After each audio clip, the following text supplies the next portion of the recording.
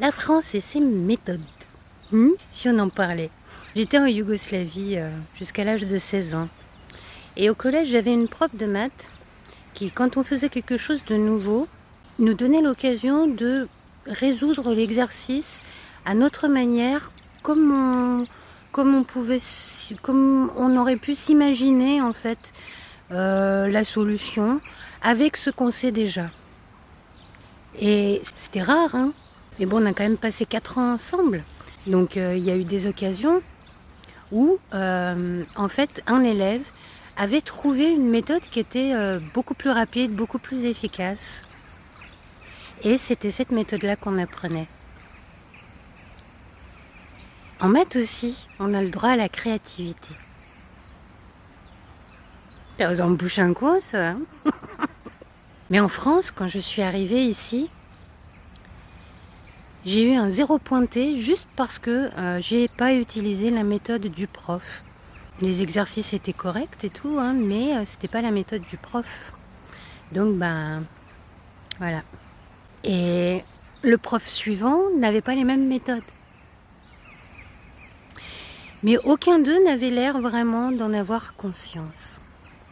Que leur méthode n'était pas la seule et l'unique. Alors bon, peut-être que si, hein, peut-être qu'ils en avaient conscience. Hein. Allez donc savoir. En France, on a beaucoup intellectualisé les choses. Et du coup, bah, on a beaucoup avancé sur l'intellect. Mais le reste... Moi, je suis aussi française que yougoslave, hein, donc bon, c'est pas des critiques hein, que j'aimais. Hein. C'est juste des constats.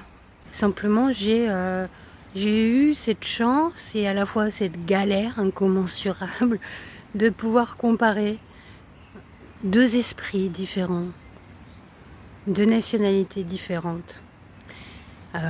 J'imagine qu'il y en a beaucoup ici en France, hein, comme ça, comme moi. Hein. Et il y en a aussi beaucoup partout dans le monde, hein, des personnes qui ont pu comparer différents esprits. C'est ce qui fait en fait qu'on ne peut pas considérer la réalité d'un pays comme la seule et l'unique réalité. C'est ce qui fait que on a un regard un tout petit peu plus ouvert au possible. Et on apprenait à lire par exemple d'une certaine méthode. Et puis derrière ça on s'est dit ah bah ça marche pas donc bah il va falloir qu'on change de méthode. Et du coup on a complètement zappé les méthodes d'avant et puis on s'est mis à des nouvelles méthodes.